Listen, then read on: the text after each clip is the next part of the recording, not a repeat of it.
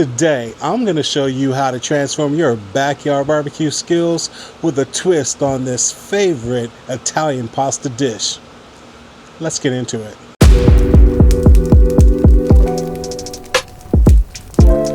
Today we're talking beef ragu.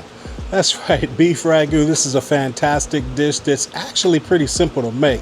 It's going to be some minimal ingredients and some minimal effort. It's a really easy dish that anybody can do, and so that's what we're going to do. Let's get started. All right, so to get started with this recipe here, we've got us a Thor's hammer here, or a beef shank. This is our whole beef shank here, and this is about a 5.5 pound beef shank. And what I want to do, guys, is we can see all this membrane and stuff that's around this beef shank. I'm just merely going to come in here and I'm actually going to start taking this off of here, because I don't want this to be on. I want to be able to develop a good rub on here, or a good bark. So I'm gonna just go ahead and trim this off of here. Now, if you feel like you don't want to trim it off, you absolutely don't have to. But for me and for what I want to do, I want to pull all of this stuff off of here. This is, again, the membrane. So I'm going to go through and I'm going to trim out the membrane off of this, and I'll bring you guys back here in a minute. Okay, so now we've got this beef shank all trimmed off. We've got all of our membrane and fat off of here. Now, again, you don't have to take this off if you don't want to, but the membrane really will not render down. The fat will, but the membrane is going to probably be an issue. But that is actually what holds all this meat together as it starts to cook. So what will happen if we don't tie this thing up is as it cooks, this is going to probably fall apart. So we've got some butcher twine here that we're actually going to put around this beef shank.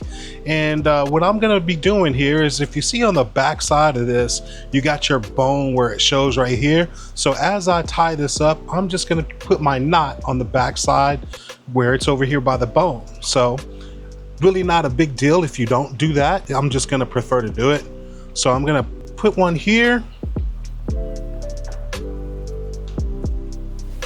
and just like that, we've got that there. And we're gonna trim it off just like that. Now I'm gonna finish getting this thing tied up, and I'll bring you right back. All right, so now we've got our beef shank all tied up here, as you can see, and now we're gonna get it seasoned up. Now I'm gonna start off with some 16 mesh black pepper, just because, you know, I love that 16 mesh. If you've been rocking with me, you know that. And we're just gonna get this all over. And again, I put pepper on first, just simply because it has bigger granules, and I want to be able to get the rest of my rub to stick, and it's gonna be able to. If I put all this smaller stuff on the shank first and then try to get pepper on, pepper's gonna have a hard time sticking through the smaller granules of the other seasoning. So that's why I put the pepper on first, and that's what we've got there. Okay, next up, we're gonna get some Pit Boss salt and pepper, and this is that smoked salt and pepper rub. All right, so we're gonna get this all over this beef shank here. And because it is a big, thick cut, it can take a lot, but we're not gonna overdo it. But we're gonna get a good coat on here. Next up, we're gonna get some Pit Boss Texas BBQ rub applied. Now this has good flavor, but it also is gonna give it a really good color, and hopefully a good dark bark for us. So that's what we're gonna get put on here. We're gonna go liberally all over, making sure we get the bottom there. And we're gonna get the top as well. And then we're just gonna press all of these rubs in, just to make sure that they're sticking well here. We didn't use a binder because our meat is already tacky enough that this rub is gonna stick to it. So we're not really too concerned about that. Okay, so now we've got those rubs on, and we're gonna go one final rub. And this is gonna be the Pit Boss, and this is gonna be that Lone Star beef brisket. Now this beef brisket rub has got great flavor to it. And hey, this is a good hunk of beef, so I wanna put it on here. So we're not gonna be lacking for seasoning on this beef shank at all. We've got some good layers of flavor that's gonna be building up here. And there we go. We've got our beef shank all seasoned up, and it's ready to go on the grill. Now today we're going to be using our Pit Boss 1150 DX. We've got it loaded up with some oak pellets, and we're running at 250 degrees Fahrenheit. So yeah, let's get this onto the grill. All right, so we're going on to our Pit Boss here. Now our fire pot is right here in the middle, and I know that this is going to be a hotter area right here. So I want to put this beef shank off to the side over here, and that's why I've got it there. So I've got the bone side of this beef shank down, and we're just going to lay it right here, and we're just going to let this thing smoke away. Now again, we're running this at 250 degrees Fahrenheit, and hey, we'll come back and we'll check on this in about an hour. All right guys, we've been rolling along here for about an hour. We're going to take a look at our beef shank here, and it's looking pretty good there. Give you guys a really good look at it there. And what we're looking for is we want our bark to set before we do anything else with this, right? Now, what does that mean when I say bark set? That means that you don't want to be able to rub your finger on here and be able to have your rub peel off like that, right? So once this adheres to the meat, it'll actually develop what we call a bark, where it's going to adhere and stick to this meat really well, and you won't be able to remove it. Now, why is that important? Is because I'm going to be spritzing this thing with some apple cider vinegar and maybe some water. And it's just so that I can actually get moisture onto the meat, because that moisture will attract the smoke, as you see it's billowing right now, and that's going to help us get a good smoke flavor into this beef shank. So we're just going to let it keep going here. We're going to close this back up. We're going to go about another hour here. So I'll bring you back in an hour, and we'll see if our bark is set at that point. All right, so it's very simple actually when we're talking about barbecue and our proteins. The beginning of our cook, we got it all seasoned up and got it on the grill. Now this can apply to not only this beef shank that we're doing today, but say you're doing a brisket or a pork butt or ribs or chicken or whatever it may be. You apply that rub to that protein and you get it on the grill. The first part of this cook is all going to be getting smoke flavor into this protein, as well as getting your bark to set. Now again, bark getting set means that your rub is on your protein. It adheres to your protein so it doesn't fall off. It begins to form a crust of sorts.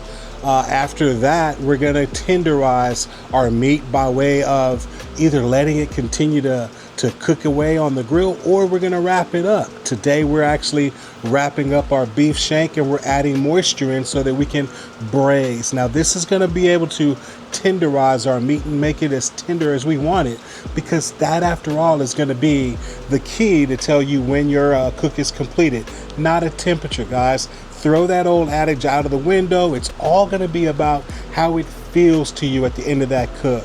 So hey, we're going to let this keep going here. We're going to finish up this cook in a bit, and we're going to have some beef shank ragu. Can't wait. All right guys, so we've just hit the 2-hour mark of this cook, and we're just looking at our beef shank here, and it's looking pretty good there. Give you guys another good look at it here.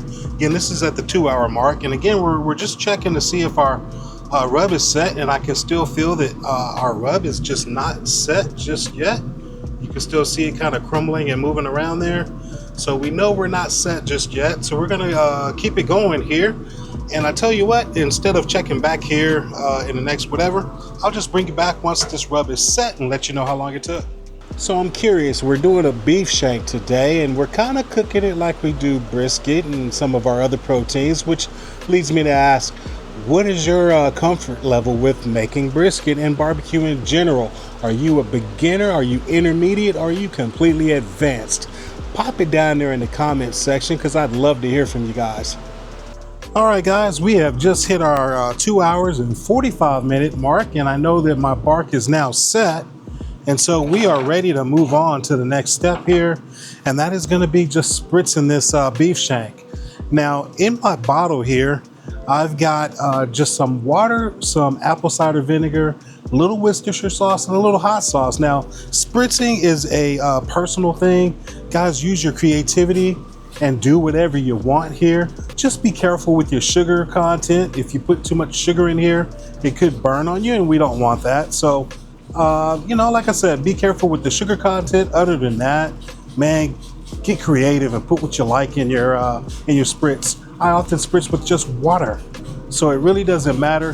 The concept here is that smoke is attracted to this liquid. So as we get liquid onto this beef shank, we're gonna attract more smoke to it.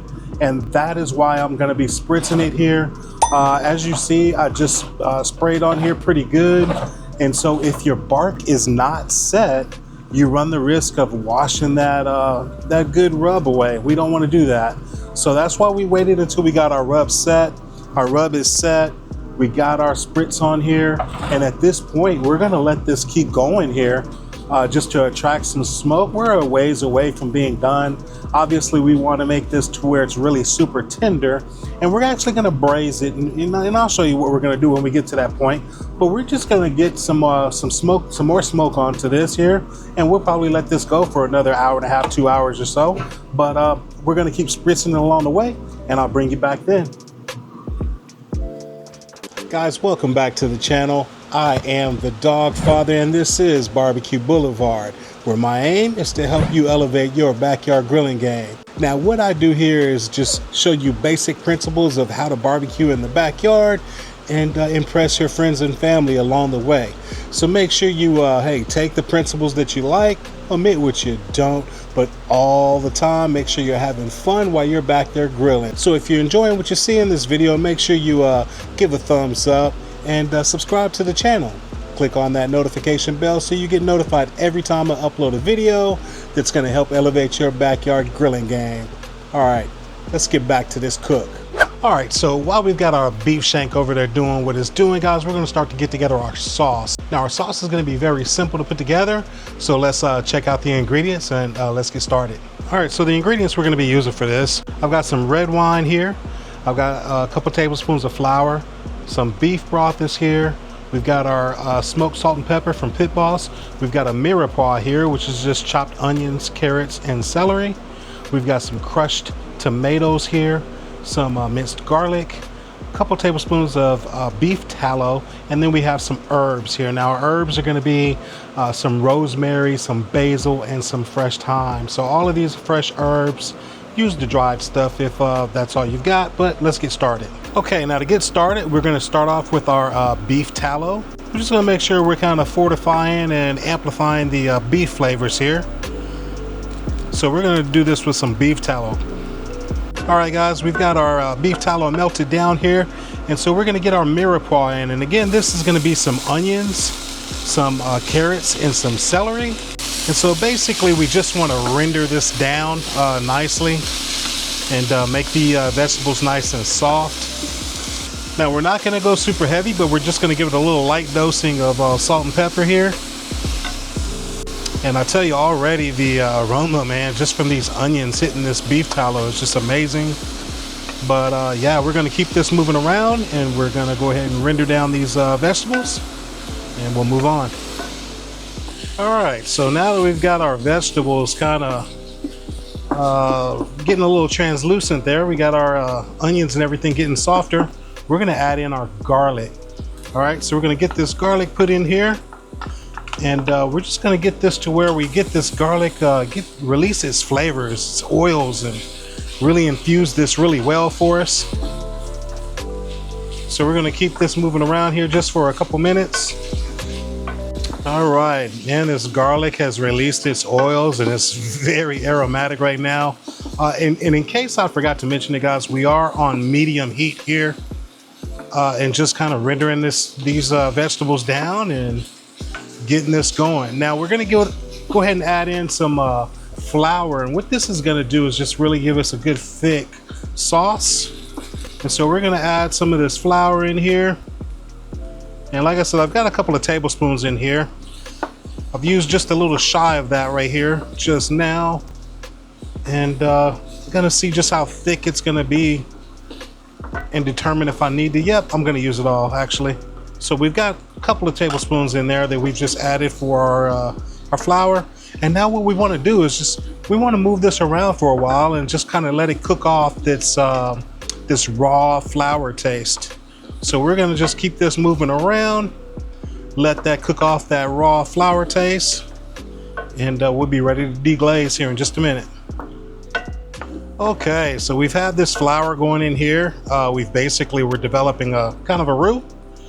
Now that we've got this flour kind of cooked off as far as getting rid of the raw flour taste, we're gonna add in some of our red wine to deglaze our pan with here.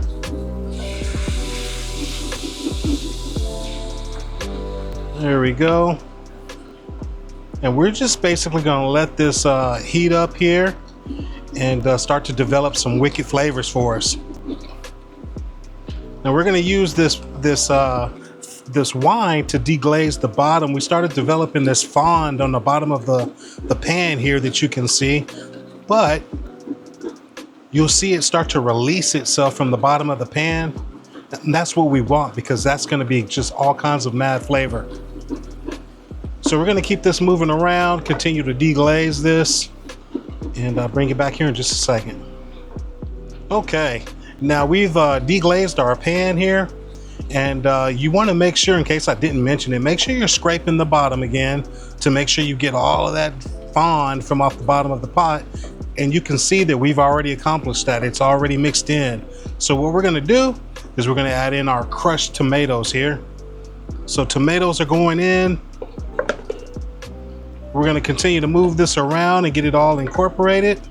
All right, and now I wanna add our beef broth. And what I'm gonna do is just kind of get the rest of this tomato out of this container here.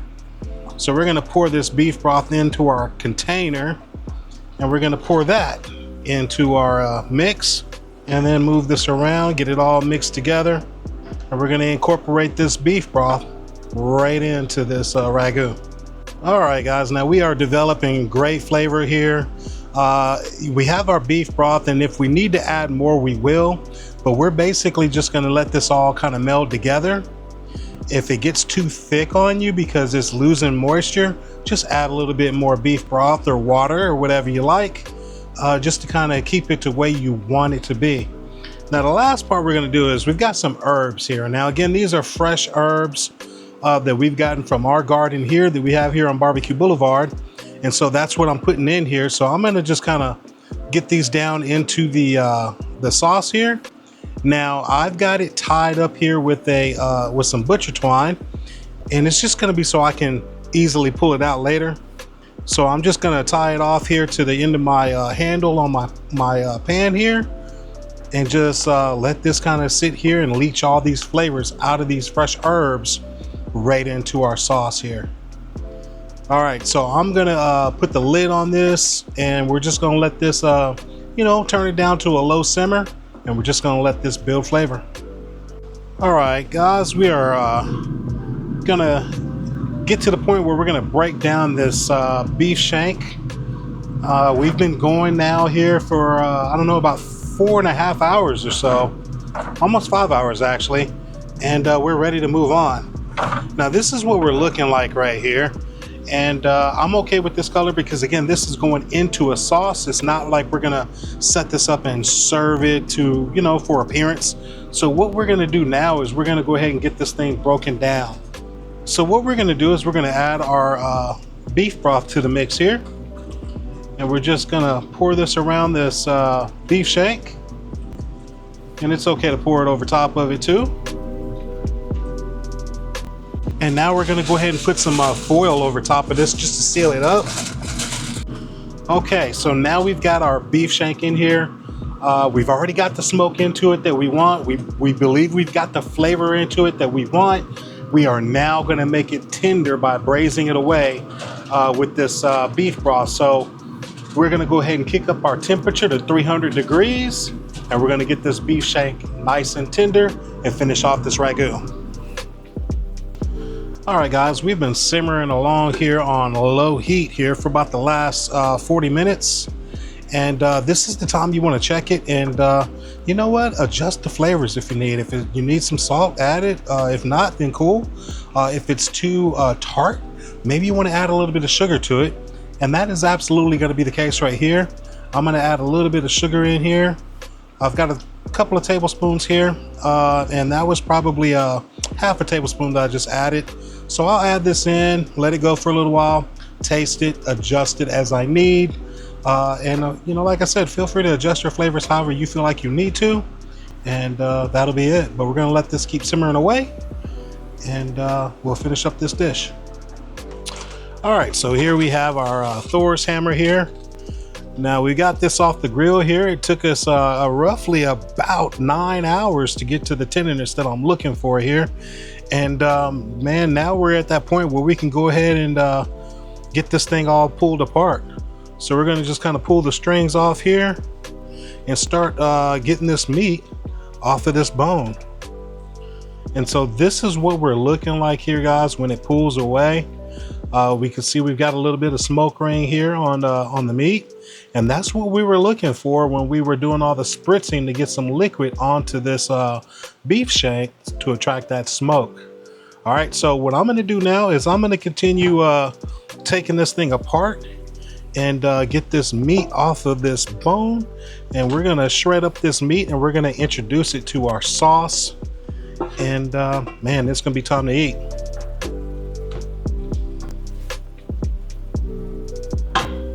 All right, guys, so we've got this ragu all put together, and again, this cook was roughly about 9 hours.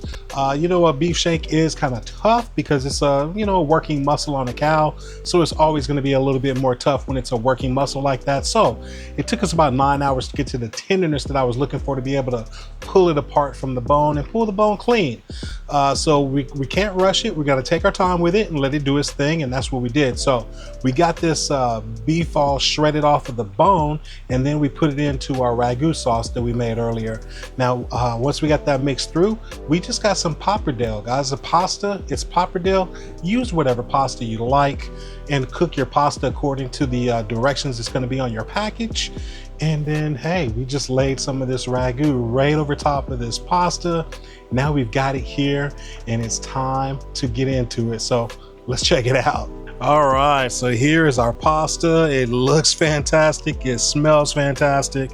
We just added some shredded Parmesan and some parsley over top there to garnish it with. So very simple. And again, we use pappardelle. I don't know if I'm saying it right. Pappardelle, whichever, but we use that pasta to make this dish. And man, I'm telling you, it's killing me. I got to go in for a bite here. So let's see if we can get some of this pasta. And yeah, we got to get some of that beef shank in there as well. And this ain't going to be pretty, guys. I'm going in. This is going to be a grown man bite. But there's our ragu, beef shank ragu. And let's let's go in for that bite. All right, here we go. All right, cheers.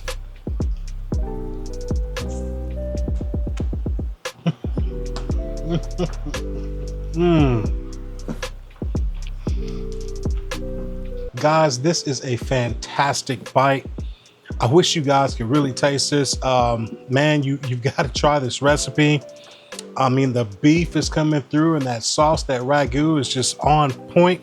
I did add a little bit of crushed red chili peppers just to kick up the heat, because I like the heat, which is optional for you guys. If you don't like it, don't put it in, but I happen to like it, so I put it in there. So that little bit of heat and the little bit of sweetness that, you know, from the sweetener we added in, this is hidden, guys. This is, I don't usually do a second bite on camera, but man. All right, guys, I'm not going to continue to be rude here and eat in front of you guys. So I'm going to see you in the next video. But if you enjoyed what you saw here, remember to subscribe to the channel. Check out what I've got listed right there. Hit the subscribe button right there. All right, guys, I'll see y'all in the next video. Beef shank ragu.